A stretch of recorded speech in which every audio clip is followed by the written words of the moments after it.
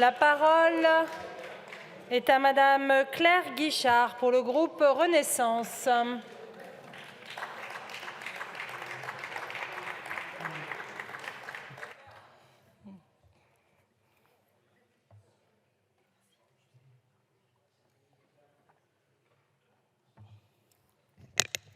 Madame la Présidente, Madame la Première ministre, Madame et Messieurs les ministres, Madame la Présidente de la Commission des Affaires sociales, Mesdames et Messieurs les rapporteurs, mes chers collègues.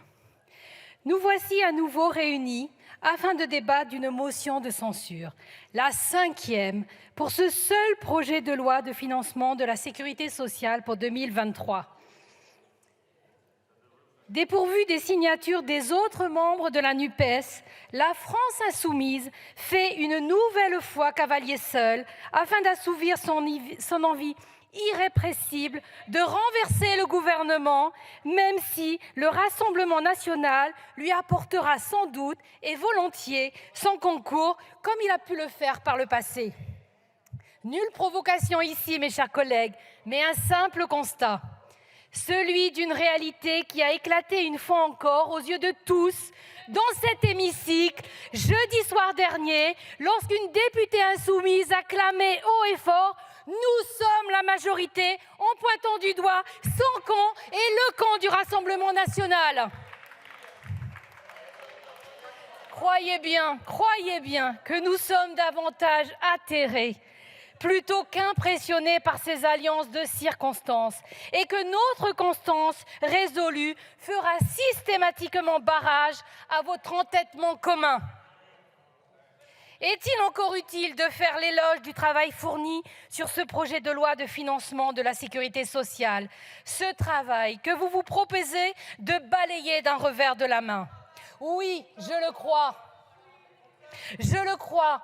Car en dépit des postures et des jeux politiciens, je sais notre capacité à œuvrer de concert avec l'ensemble des bancs de cette Assemblée dans l'intérêt des Français. N'avons-nous pas, mes chers collègues, déposé des amendements communs afin d'améliorer l'accès aux soins ou l'amélioration des conditions de travail des aides à domicile? N'avons-nous pas, ensemble, voté le renforcement des contrôles des EHPAD afin de garantir le bien-être de nos aînés? N'avons-nous pas, ensemble, fait de même en soutenant collectivement les mesures en faveur de la santé sexuelle et reproductive des femmes?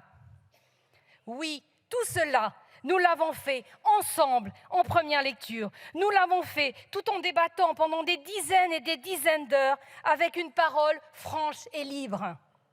Résultat, en commission comme en séance publique, plusieurs amendements des oppositions ont été adoptés et conservés au sein du texte proposé par le gouvernement lors du recours à l'article 49 de la Constitution.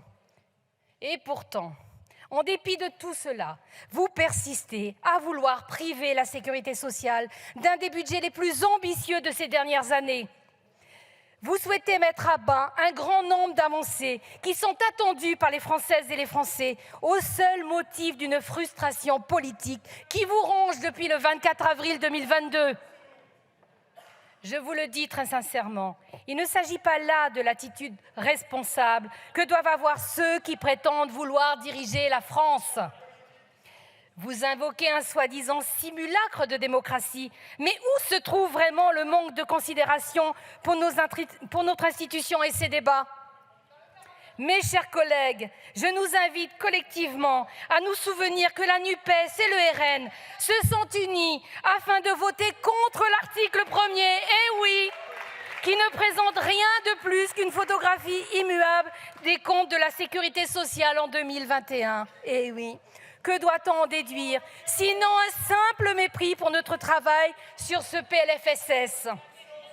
Celui-là même que vous reléguez au seul prétexte de battre le camp présidentiel et de vous en vanter sur les réseaux sociaux. Quelle belle victoire de pacotille, à l'image de votre irresponsabilité qui, elle, est bien réelle. Hélas, bien réel et bien regrettable, car dans le fond, vos constats et les nôtres ne sont pas si différents. Comme vous, nous sommes soucieux de permettre à chaque Français d'accéder simplement aux soins, Comme vous, nous sommes soucieux de donner les moyens à nos hôpitaux afin de faire face aux crises qu'ils traversent actuellement. Mais contrairement à vous, nous ne voterons pas une motion de censure qui aurait pour effet de réduire à néant des mesures favorables au cumul emploi-retraite des médecins, qui supprimerait des transferts de tâches permettant de dégager du temps médical, qui effacerait plus de 500 millions d'euros supplémentaires débloqués pour l'hôpital public. Comme vous, nous souhaitons que chaque Français vive plus longtemps et en bonne santé. Comme vous, nous ambitionnons de réformer le fonctionnement du marché du médicament afin de nous mettre à l'abri des pénuries.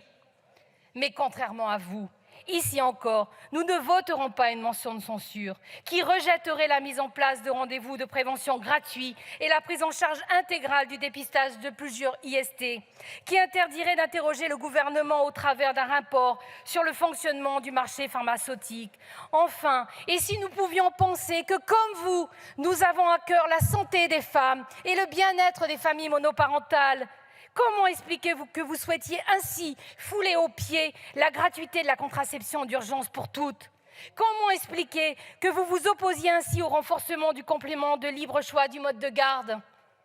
Nous partageons effectivement les constats, mais la différence fondamentale entre nous, c'est que nous nous consacrons notre énergie à les résoudre, tandis que vous vous concentrez la vôtre qu'à nous empêcher d'agir. Malgré cela, je ne désespère pas, mes chers collègues, et espère sincèrement que l'écoute et le dialogue, tant au sein de notre Assemblée nationale qu'auprès des professionnels et personnels de santé, sociaux et médico-sociaux, nous parviendront à améliorer sensiblement la vie des Français. Car ces dernières lignes budgétaires, c'est derrière ces lignes budgétaires, derrière ces colonnes de chiffres, ce sont bien de leur vie dont nous parlons. Vous rendez-vous compte qu'avec votre motion de censure, vous balayez tout cela? Je vous le redis avec force et conviction, vous n'avez pas le monopole de la ténacité. À chaque fois que vous chercherez à mettre à mal les initiatives prises pour améliorer le quotidien des Français et des Françaises, vous nous trouverez sur votre chemin. Oui, nous reviendrons autant de fois que nécessaire à cette tribune afin de vous empêcher d'ajouter davantage de chaos à la période trouble que nous traversons. Le groupe Renaissance ne soutiendra évidemment pas cette motion de censure et appelle l'ensemble des bancs à suivre en responsabilité la même voie. Je vous en remercie. Merci beaucoup. Merci beaucoup, ma chère collègue.